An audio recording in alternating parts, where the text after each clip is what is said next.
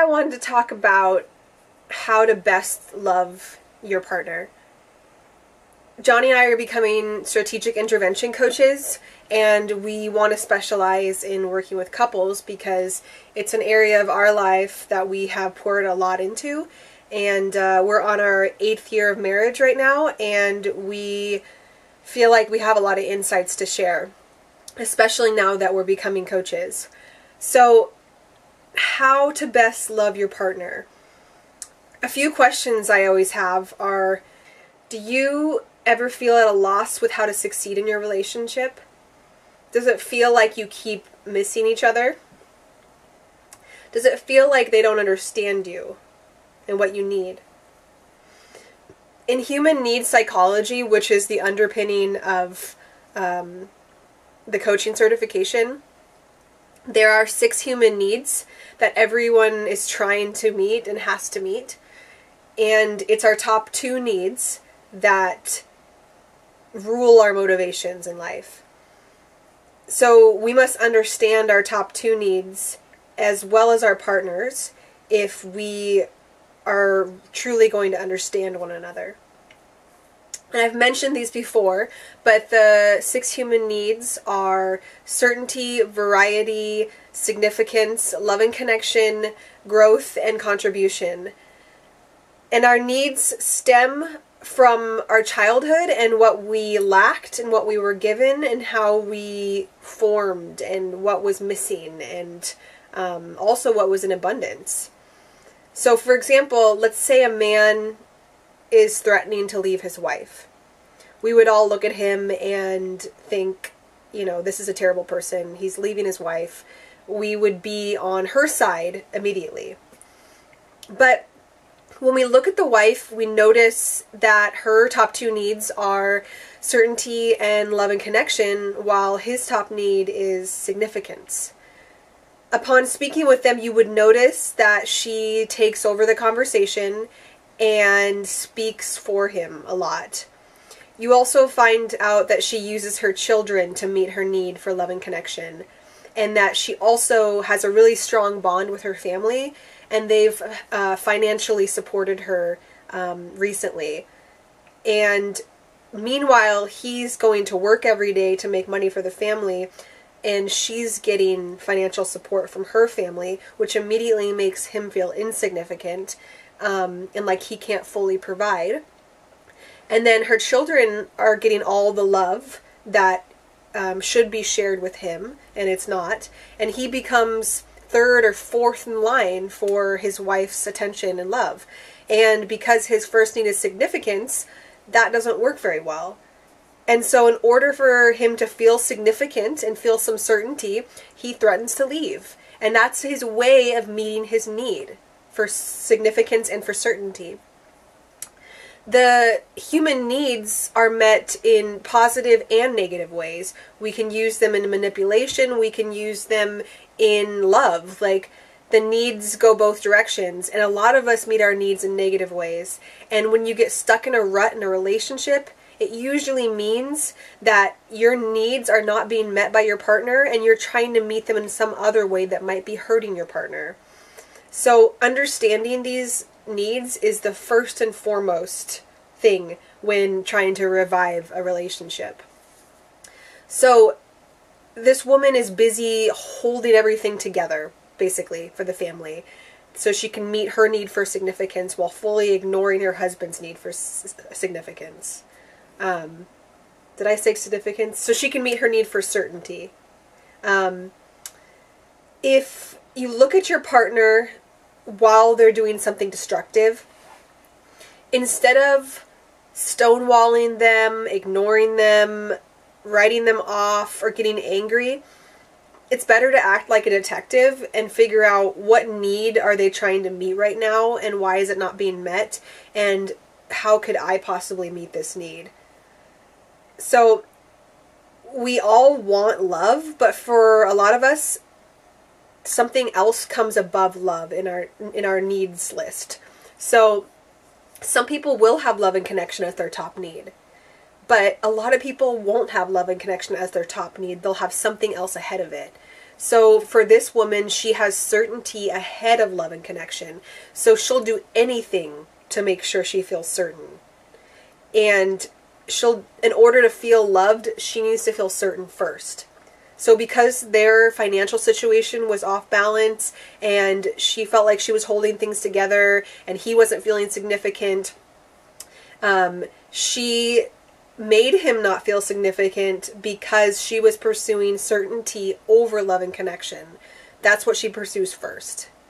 So it's good to understand that the order of needs is very important, in that we all want love, but we're going to get it in different ways, and we're going to have things that have to come first. So if your top need is significance, for example, like this man's need was, you're not going to feel loved unless you feel really significant to the other person. And how you feel significant differs from person to person. So that's where the second idea comes in, which is modalities. And modalities are how we experience love and connection. Are we visual? Are we auditory? Are we kinesthetic, which is touch and feeling? Do symbolic gestures make us feel loved? If you know your partner well enough, you know what makes them light up, or you know what makes them really happy and feel loved. So if you don't know what it is, then maybe it's time to start paying attention, or just ask them what they think it is. You can let them know you'd like to start loving them in that way, and that will usually make them excited.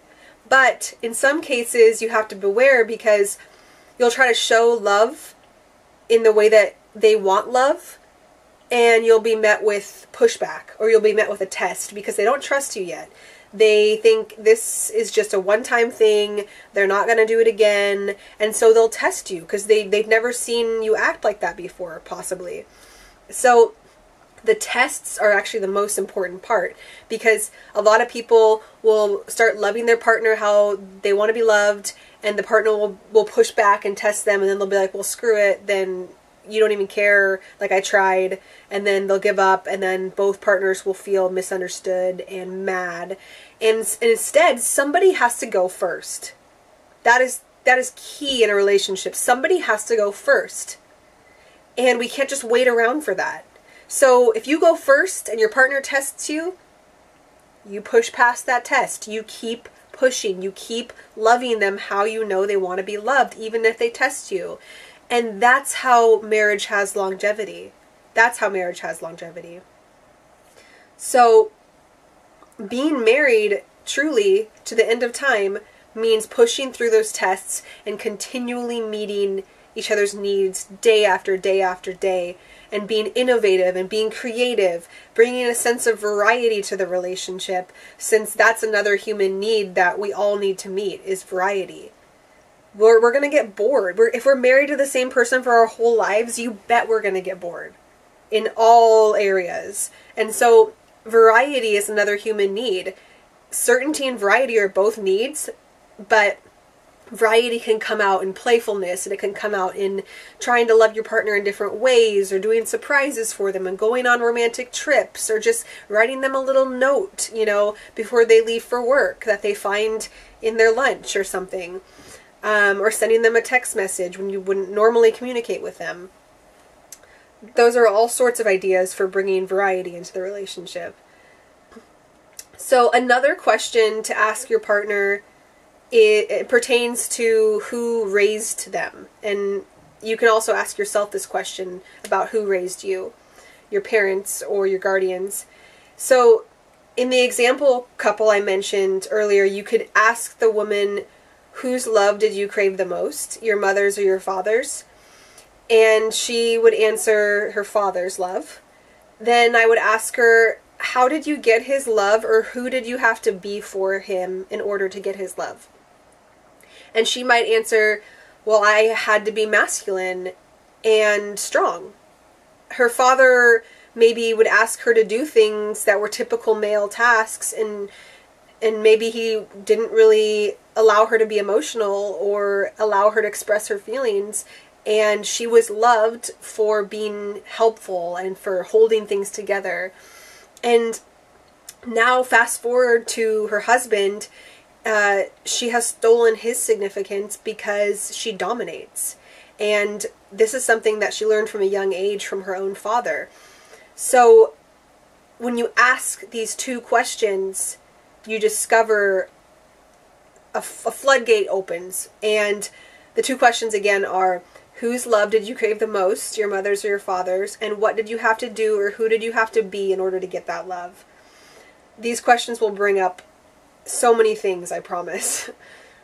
So no matter how well our parents raised us, no one's perfect. And we need to have this kind of exploration. We need to do this in order to grow, because growth is another human need. Growth is a unique need because it's unlike the first four. It's actually a need of our spirit. Our spirit has the need to grow. And the other need of the spirit is contribution. So most people meet their top four needs: certainty, variety, significance, and love and connection. They'll meet those needs no matter what, in positive, negative ways. Not everybody meets their needs of the spirit, which are growth and contribution, but we need those desperately, and you can start meeting those needs by growing with your partner and contributing to them by loving them in the way that they want to be loved. So the four things that I went over are: what are your partner's top two needs and what are your top two needs? What is their modality and what is your modality? How do they receive love? Auditory, visual, kinesthetic, symbolic gestures like notes and things like that, or surprises. And whose love did they crave the most? Their mother's or their father's? And what did they have to do or who did they have to be to get that love? So those are the four things I would give a couple to start with. And in the future, Johnny and I will be meeting with people and going deeper into these ideas. So stay tuned for more of that. If you'd like to be a practice client and you live in the Portland area, you can get in touch with me. We would love to work with some practice clients, and that would be free. And we will be having a couples retreat later on this year, maybe in the next couple months. I don't know. So if you'd like to know more about any of that, you can email me, and that's at the bottom of the screen. And I hope that you take these questions and you sit down with your partner and you go over these and open up some new lines of communication and find new ways to love each other and thrive in your relationship.